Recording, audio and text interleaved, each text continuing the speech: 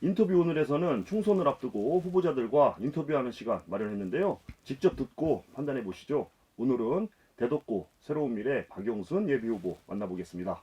안녕하십니까? 네, 안녕하십니까. 네. 반갑습니다. 예.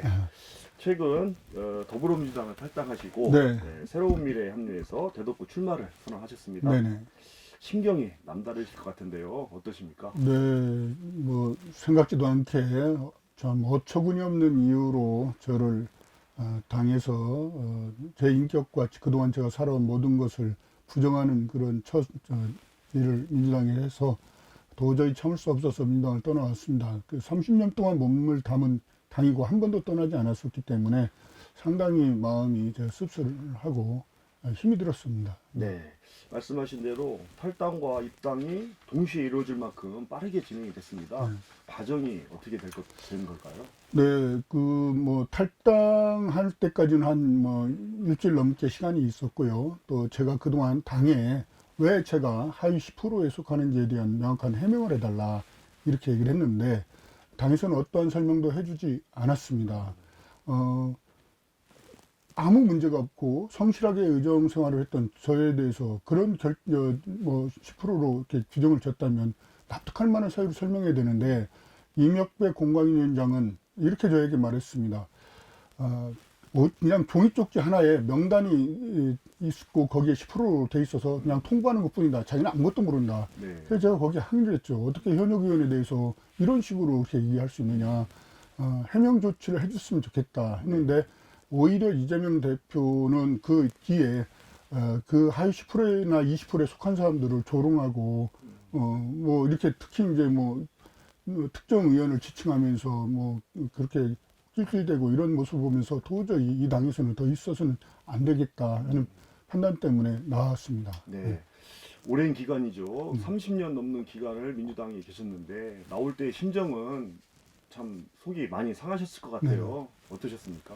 아무래도 그렇죠. 이 토지라는 소설을 보면 최참판댁에 조중구라는 사람이 들어와서 그 최씨 일가를 다 쫓고 자기가 주인 행세를 하는 그런 대목이 있습니다. 네. 마찬가지로 제가 30년 동안 이재명 대표보다 더 먼저 민주당에 와서 살아가는 민주당을 위해서 충성을 했는데 쫓겨나는 그런 심정이 돼서 그래서 너무 가슴이 아프고 화가 많이 났었습니다. 혹시 당내에서 경선을 하셨어도 승산이 충분히 있지 않았을까요? 공정하게 됐다면 충분히 승산이 있다고 생각하고 또 그렇게 경선을 준비를 해왔었습니다. 그러나 요즘 이제 결과가 나오지 않습니까? 비명 행사라고.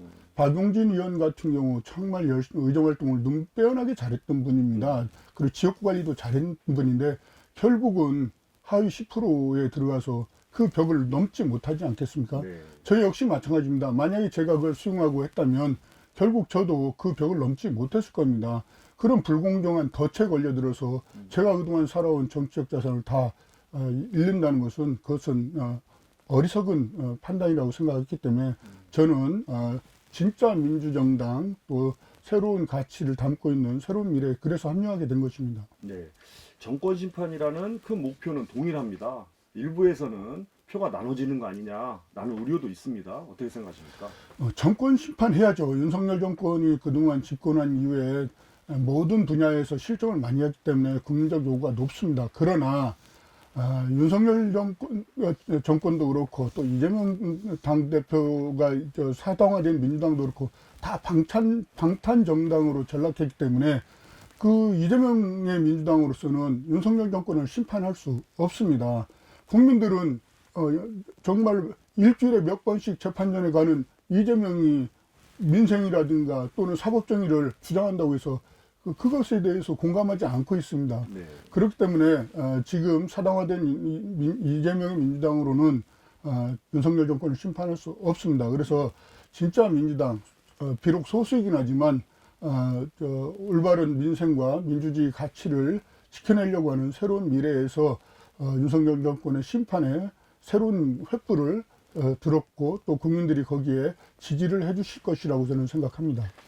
마지막까지도 민주당 후보와 단일화해야 된다는 그런 희망을 가지고 계신 분들도 있어요. 네. 네, 가능성 아직 남아 있습니까? 그런 개인적 차원에서 단일화 이것이 그렇게 바람직하다고 생각은 하지는 않습니다. 그리고 그런 기계적인 관점에서 하는 단일화가 어떤 주민들에게 감동을 줄 수도 없다고 생각하고요. 저는 그렇게 생각합니다.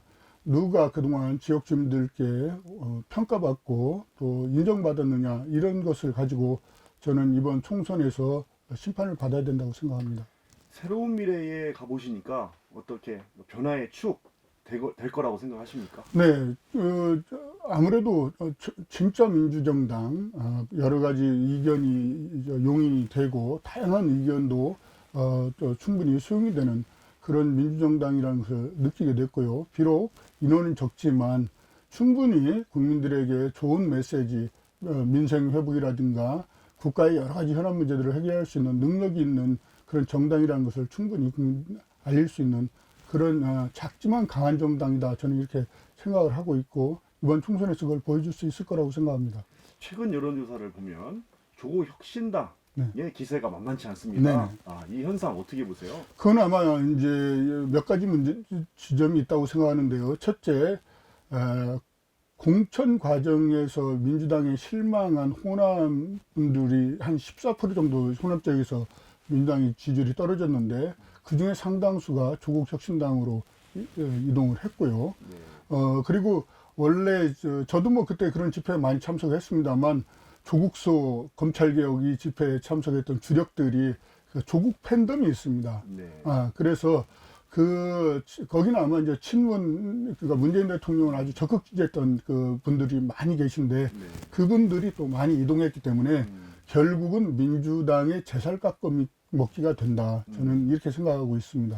민주당 후보와는 몰라도 조국 혁신당이나 새로운 미래 어떤 같은 당으로서의 정체성은 비슷해 보이는데요. 같이 가야 되는 거 좀 아닙니까? 다릅니다. 왜냐하면 민주당뿐만 아니라 저희 새로운 미래도 검찰 개혁을 주장하고 있지만 민주당에도 지금 재판을 받고 있는 분이 계시고 당대표로 조국 혁신당 조국 당대표께서도 지금 2심 판결까지 나왔고 조만간 대법원 판결도 날지 모릅니다. 두 당 자체가 방탄 정치를 목적으로 지금 당을 운영하고 있기 때문에 새로운 미래와는 완전히 다르다고 생각합니다. 그래서 주장은 그들이 하고 있지만 국민들은 그들이 무엇 때문에 그런 주장을 하고 있는지 다 알고 계시리라고 저는 생각합니다. 네. 자신감이 있으신데요. 그러면 새로운 미래 이번 총선의 의석수 어느 정도 될까요? 저희들 뭐 그렇게 많은 의석수는 얻기는 어렵다고 생각합니다. 일단 전국적으로 출마자들이 많지 않고 또 지지율이 낮기 때문인데 그래도 최소한 10석은 얻어야 되지 않을까 이렇게 생각하고 그 가능성을 가지고 열심히 뛰고 있습니다. 야권에 대한 얘기를 해봤으니까 정부에 대한 얘기를 좀 안 할 수가 없을 것 같습니다. 윤석열 정부에 대한 평가도 이번 총선의 의미를 담고 있는데요. 어떻게 생각하세요? 민주화 이후의 최악의 정권이다. 외교, 경제, 민생 모든 문제에서 낙제점을 받고 있습니다. 국가의 미래를 오히려 기반을 침식시키는 그런 윤석열 정부라고 생각하고 있고 또 더군다나 지금 물가가 너무 올라서 국민들이 살기가 너무 어렵다고 하는데 아무런 대책도 못 내놓고 있지 않습니까? 네. 예, 그렇기 때문에 이 상태가 오래 가면 안 된다. 예, 그래서 이번 총선을 통해서 반드시 윤석열 정권이 심판이 되어야 국정기조가 바뀌지 않을까 이렇게 생각을 합니다. 국민들의 정치에 대한 무관심, 혐오적인 마음 이런 것들이 강합니다. 따라서 우리 의원님이 탈당을 하시면서 아쉬워하시는 분들도 있을 거고 지역구에 가보시면 여러 가지 말씀들 하실 텐데 어떻게 생각하세요?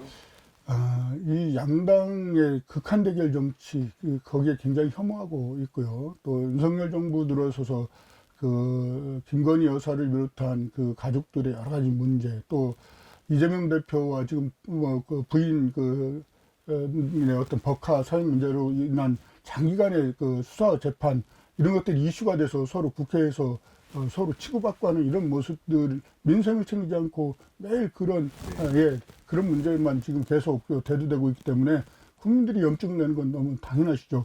그렇기 때문에 새로운 미래에 참신한 세력에게 그 방탄 정치를 청산하고자 하는 우리 새로운 미래에 관심을 많이 가져주시고 있고요.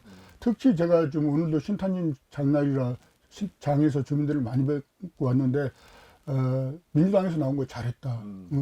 거기서 그냥 앉아서 죽으면 안 된다.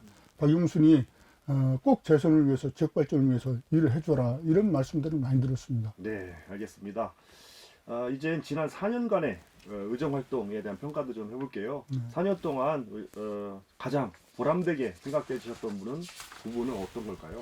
제가 국회의원이 바로 되기 전에 두 가지 큰 약속을 드렸습니다. 첫째는 대덕구에 혁신도시를 지정해서 공공기관 유치로 우리 대덕구 발전에 획기적인 동력을 마련하겠습니다. 이런 거고요. 두 번째, 1호 법안으로 지역인재 채용에 관한 법률을 제정하겠습니다. 그런데 두 가지를 다 약속을 지켰습니다. 네. 다만 혁신도시 지정은 제가 국회의원이 되고 나서 확실했는데 공공기관 이전을 좀 제대로 못한 게 이 점이 아쉽고 차후에 계속 그는 지속적으로 추진하려고 하고 있고요. 네. 지역인재 채용에 관한 법률은 그 전에 법이 지역인재 지역균형 인재 육성에 관한 법률에 보면 지역에 있는 공공기관은 지역인재를 30% 범위 내에서 채용하도록 권고하고 있습니다. 네. 그걸 제가 의무조항으로 35% 채용하도록 법을 이번에 개정해서 본회의에 네. 통과시켰는데 앞으로 우리 이 지역에서 대학을 나오는 인재들이 좋은 직장에서 일을 하고 또 지역에 기여하는 그런 좋은 인재로 계속 활동할 수 있는 그런 바탕을 마련했습니다. 네, 초선으로 의정 활동하시면서 한계도 좀 있었을 것 같은데요. 많이 있죠. 이제 특히 아까 말씀드린 이제 그런 공공기관 이전을 계속 저희들이 주장을 하고 했는데 좀 커다란 이슈에 좀 박혔습니다. 산업은 여의도에 있는 산업은행 본점이 이전 대상 기관인데 부산으로 이전을 지금 그때 당시 정부에서 추진하고 있었지만 산업은행 그 종사자들이 극심한 반대에서 그 물꼬를 못 텄습니다. 그러다 보니까 아마 다른 지방 이전 대상 공공기관 이전 문제까지도 같이 그게 연동이 돼서 다 해결이 안 되는 그런 점도 있었는데 정치력을 초선해서 그런 걸 다 발휘하지 못한 이런 점도 좀 있었다고 저는 생각을 합니다. 네, 이제 지역에 대한 얘기도 좀 해볼게요. 대덕구 현안 중에 가장 시급히 해결해야 될 것은 무엇입니까? 제가 국회의원이 되고 웬만한 그 숙제, 묵은 숙제 현안들은 다 거의 다 해결했는데 아주 큰 이슈들을 지금 해결하지 못하고 있습니다. 대덕구를 동서로 양분하고 있는 철도에 조차장이라는 곳이 있는데 한 12만 평 정도 됩니다. 네. 그곳을 복합 개발을 해서 동서로 양분된 대덕구를 통합 개발을 하면 대덕구가 완전히 어떤 뽕나무밭이 바다로 변하듯이 그렇게 혁신적으로 발전할 수 있습니다. 그래서 제가 국회의원이 되고 난 다음에 국토부, LH, 대전시, 그다음에 코레일, 국가철도공단 등을 다 모아놓고 이 사업을 같이 하기로 확정을 졌습니다. 그런데 그 이후에 윤석열 대통령이 당선될 때 공약이 호남선 또 경부선 도심 철도 구간 지하화 공약이 됐고 그것이 이제 대통령이 되면서 지금 용역이 진행되고 있어서 네. 그 결과에 따라서 이게 연동이 되기 때문에 지금 가속화하지를 아직 못하고 있는데 지난 그 국회 본회의에서 철도 지하화 법을 동료 의원들하고 해서 통과를 시켰습니다. 그래서 이 철도 지하화를 빨리 추진할 수 있는 법적 근거를 마련했기 때문에 만약에 제가 재선이 되면 그 법적 기반 하에서 이 조차장 부지 복합 개발을 속도감 있게 실효성 있게 추진할 수 있을 것 같습니다. 네, 재선에 대한 기대감도 큰데요. 그러면 지금 말씀하신 공약이 제1호 대표 공약이라고 봐도 되겠습니까? 네, 그렇죠. 네, 알겠습니다. 상대 후보는 더불어민주당 박정현 네. 후보, 국민의힘 박경호 후보입니다. 두 분에 비해서 의원님이 가장 경쟁력이 뛰어난 점은 무엇이라고 보십니까? 뭐 보니까 두 분도 경력상으로는 다 훌륭하시고 그런데 그 두 분보다 좀 다른 점은 저는 그 뭐 한 분은 서구에서 시의원 하시다가 오셔가지고 대덕구 구청장을 4년 하시고 또 한 분은 전혀 연고가 없는데 어쨌든 오셔서 국민의힘 후보가 되셨습니다. 저는 지난 20년 동안 대덕구에서 주민들과 동고동락 해왔고 그리고 아까 말씀드린 것처럼 국회의원이 돼서 초심을 잃지 않고 우리 지역의 많은 현안 문제들을 해결해서 우리 지역 주민들이 일 잘하는 국회의원, 겸손한 국회의원으로 평가를 해주신다고 저는 믿고 있습니다. 그래서 그런 점이 제가 새로운 미래라는 소수 정당이 같다 할지라도 충분히 경쟁력을 갖게 만드는 힘이라고 생각합니다. 네. 끝으로 총선에 임하는 각오 한 말씀 부탁드립니다. 네, 제가 30년 몸담던 민주당에서 나와서 광야로 나왔습니다. 그리고 소수 정당 새로운 미래의 깃발을 들었습니다. 힘들고 험난한 길은 맞지만 오직 우리 대덕군들을 믿고 또 그동안 제가 우리 주민들과 함께 뿌려놓은 씨앗을 이번을 통해서 박용순이라는 이름으로 걷고자 합니다. 가시밭길이지만 저는 씩씩하게 윤석열 정권 심판, 방탄정치 청산, 그리고 새로운 미래 구현, 또 대덕 발전의 큰 네 가지 기치를 들고 뚜벅뚜벅 열심히 최선을 다하겠습니다. 네, 알겠습니다. 오늘 말씀은 여기까지 듣겠습니다. 고맙습니다. 네, 대단히 감사합니다. 지금까지 대덕구 현역 의원이시죠? 새로운 미래 박용순 예비 후보였습니다.